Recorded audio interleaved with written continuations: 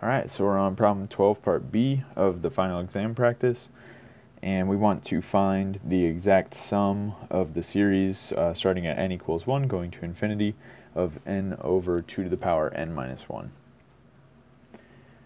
So this series doesn't immediately look like we can just substitute a value into any Maclaurin series that we know. However, let's think about it like this. So if we were to write n equals 1 to infinity, n times 1 over 2 to the power n minus 1. So this is, equivalent to writing 2 to the power n minus 1 in the denominator. I'm just writing it as 1/2 to the power n minus 1.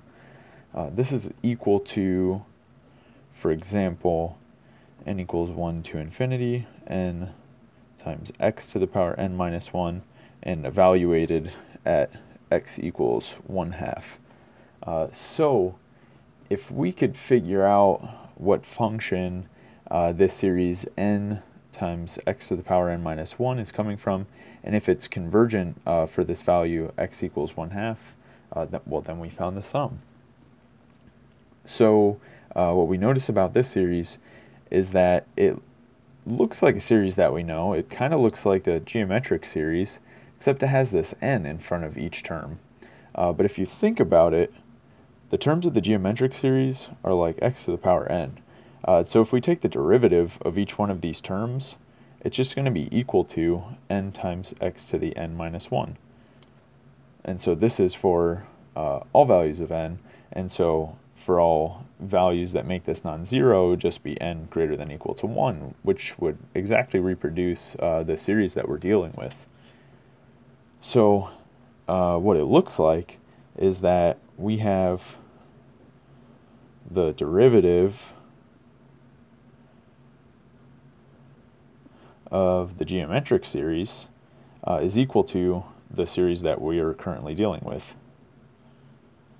So n equals 1 to infinity, n x to the n minus 1. Okay, and so because x to the power n, this geometric series is convergent for all values of x going with absolute value strictly less than 1. It has radius of convergence 1. The derivative is going to have the same radius of convergence, so this series will also have radius of convergence 1. So it will be convergent for x equals 1/2, because that's certainly within the interval of convergence. So now all we need to do is write what function corresponds to this, and then we can just evaluate it at x equals 1/2. So we're looking at the derivative of the sum of the geometric series, which we know is 1 over 1 minus x. I'd like to rewrite this as 1 minus x to the power negative 1. And then I'll just use chain rule to differentiate.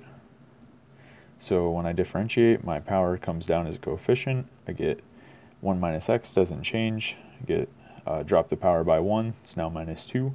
And then I get the derivative of the inside coming out. So I have negative 1, because the derivative of 1 minus x is negative 1. So then this minus sign and this negative 1 are going to cancel. And so this is just 1 over 1 minus x to the power 2.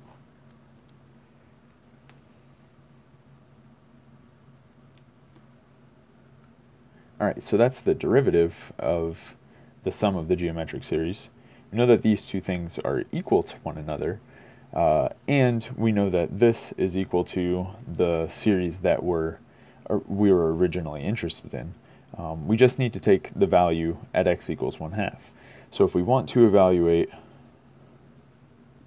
that series at x equals 1/2, this gives us the value of our series that we were originally interested in, and this is equal to, I can write it like this, n equals 1 to infinity, n times 1, n times x to the negative 1, evaluated at x equals 1/2. I know this is also equal to 1 over 1 minus x to the power 2, evaluated at x equals 1/2. right? Because this is just the power series for this function, and that power series is convergent for all values of x with absolute value less than 1. So x equals a half is included in that. So all we need to do is evaluate this function at x equals 1/2.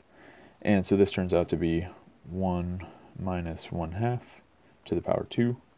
So this is 1 over 1/2 squared, which is of course just equal to 4. So this is the exact sum of our series with terms n over 2 to the power n minus 1 from n equals 1 to infinity.